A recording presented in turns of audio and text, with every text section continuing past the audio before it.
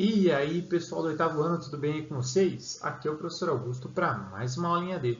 E na aula de hoje, a gente vai retomar aquele assunto sobre fatoração na resolução de equações. Lembra quando a gente fazia a fatoração para poder simplificar frações algébricas? Pois é, nós voltaremos nesse assunto agora para resolver equações desse modo. Para isso, vou precisar que vocês abram lá na página 60 da apostila de vocês e a gente vai falar um pouquinho mais sobre isso. Lá na página 60, nós temos o princípio da fatoração na resolução de equações. E ele fala que é uma importante ferramenta matemática, porque fatorar é representar um número ou uma expressão através de produtos de fatores. O que é isso? Através de multiplicação. Acompanhe o texto a seguir. A professora Joana propôs um desafio à turma do oitavo ano. Resolver, no universo dos reais, ou seja, somente números reais valem aqui, a equação x² mais 2x igual a zero.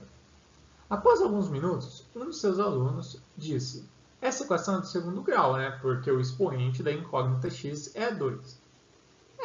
Realmente. No mesmo momento, a professora lhe perguntou sobre a possibilidade de fatorar essa equação, de modo que ela ficasse um produto de fatores do primeiro grau. Olha que interessante. Então, por mais que seja uma equação do segundo grau, eu consigo resolvê-la fatorando e encontrando fatores do primeiro grau. Após alguns minutos, o mesmo aluno mostrou à sua professora o que ele havia feito. E olha só. O que ele fez? Ele pegou e fatorou x² mais 2x, colocando o x em evidência. E aí ele fez x que multiplica x mais 2. Quando que x que multiplica x mais 2, entre parênteses, é igual a zero? Bom, somente se o primeiro x ali for zero, ou se o x ali dentro do parênteses for menos 2, né? Porque aí dentro do parênteses vai dar zero, e zero vezes qualquer coisa sempre é zero. Logo, o conjunto de solução seria x igual a zero ou x igual a menos 2. Menos 2 e zero. Após observar a resolução, responda. Eu já deixei pronto, né, na letra A, qual foi o caso de fatoração que ele escolheu. Ele escolheu a fatoração em evidência. Então, preencham aí, pausa o vídeo e preencham a letra A. Ele fez um fator comum em evidência, colocou o x em evidência. O conjunto verdade ele é composto por duas raízes. Explique por quê. Basicamente, você vai explicar por causa do grau, né? Então, isso acontece porque o número de raízes de uma equação é compatível com o seu grau. Como é uma equação de segundo grau, tem duas possibilidades, duas raízes. Beleza? Então, não esqueçam de preencher aí as letras A e B. No exercício 1 aí dessa página, ele fala assim, utilizando os diferentes casos da fatoração, resolva a equação a seguir. Está lá na página 61. Eu vou fazer a letra A e a letra B com vocês. Tá? Na letra A, por exemplo, nós temos x nos dois membros. Então, a gente pode colocar ele em evidência. X que multiplica 7x mais 14. Repare que eu tirei uma letra x de cada um dos termos. Já escrevi como um produto. Né? Já tem ali x vezes o parênteses, que é 7x mais 14. Além disso, se você reparou bem, o 7 e o 14 são números múltiplos. Né? Eles não são primos entre si. O 14 é múltiplo de 7. Então, eu consigo colocar o 7 em evidência. Como eu já tinha colocado x, né? Mesma coisa que colocar 7x em evidência. Então, 7x que multiplica x mais 2. Olha que interessante.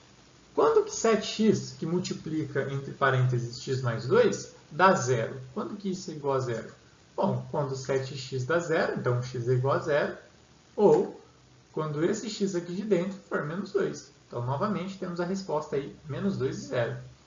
São equações semelhantes, então, né? Elas são compatíveis. A gente tinha até visto que essas equações são chamadas de equivalentes, porque elas têm o mesmo resultado. Olha na letra B aqui, a gente tem várias letras T. Porém, o número menos 2 não tem a letra T, né? Essa daqui é uma forma de agrupamento. Está ali na página 60 um exemplo para você ver. Aqui, por exemplo, a gente tem dois números 2 e tem várias letras T também. Então, a gente pode colocar o número 2 e a letra T em evidência. Dessa forma, colocando o número 2 e a letra T em evidência, vai sobrar no outro parênteses T² menos 1. Ah, professor, mas de onde você tirou isso? Bom, se eu sei que o 2 se repete, né, em dois termos, e a letra T também se repete em pelo menos dois termos, eu coloco T mais 2 em evidência, dentro de um parênteses, né? É como se fosse um agrupamento por evidência. Coloco T mais 2 dentro do parênteses e aí vejo, ó, T vezes o que está T ao cubo? Bom, é T ao quadrado, então tem que ter um T ao quadrado no outro parênteses. Por isso que apareceu T ao quadrado ali no primeiro. T vezes o que, né, que dá o menos T? Só o menos 1. Porque na hora que eu faço a distributiva, ó, vai dar T ao quadrado mais 2T ao quadrado, já tenho 2 ali, né? E a última já vai ter aí o menos T menos 2. Então, essa é uma forma de produto por agrupamento. Essa talvez seja mais difícil, inclusive de fazer e até mesmo de explicar. Mas depois que você faz algumas vezes, você acaba percebendo aí uma certa semelhança. Tá bom? Aqui, por exemplo, ó, se isso daqui dá zero, né, então T ao quadrado tem que dar quanto? T ao quadrado tem que ser mais ou menos 1. E aqui, para isso dar zero, o T tem que ser menos 2. Por que mais ou menos 1? Né? Porque são duas respostas ali. Porque tanto 1 ao quadrado quanto menos 1 ao quadrado vão dar 1. E o menos 1 dá 0 no primeiro parênteses. As outras eu vou ter que pedir de tarefa para vocês, tá bom? A letra C, D, E e F. Mas eu já falo aí quais vão ser quais. Na letra C, é um produto notável. Na letra D, você faz por evidência. Na letra E, você pode pôr em evidência e depois fazer por um produto notável. E na letra F, novamente aí em evidência. Beleza? Já na questão 2, ele fala assim, ó, em uma sala de aula quadrada, de lado igual a L metros, tem seu perímetro igual a metade da sua área. Bom, vamos lá então. Ó. O que significa isso? Desenhei aqui uma sala quadrada, lado L, perímetro é igual a área dividido por 2, segundo o que está escrito aí. Tá? Não é uma fórmula isso. Ele falou que tem o perímetro igual a metade da sua área.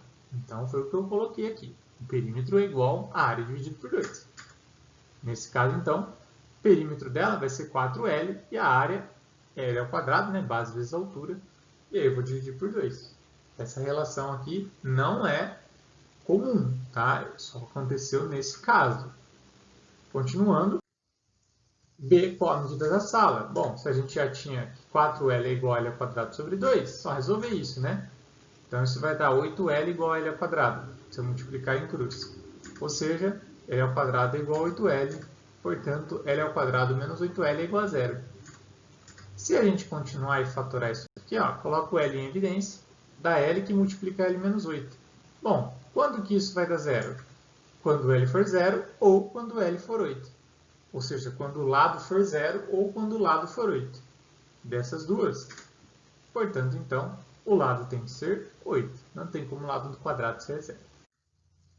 Pessoal, nossa aula vai ficando por aqui. Gostaria que vocês terminassem o exercício 1 da página 61 e eu volto a comentar sobre isso com vocês na nossa próxima aula online. Lembrando que isso é a última parte que vai cair na nossa prova. Não esqueçam aí, vou cobrar fatoração, frações algébricas e produtos notáveis. Beleza? Um forte abraço e até a próxima!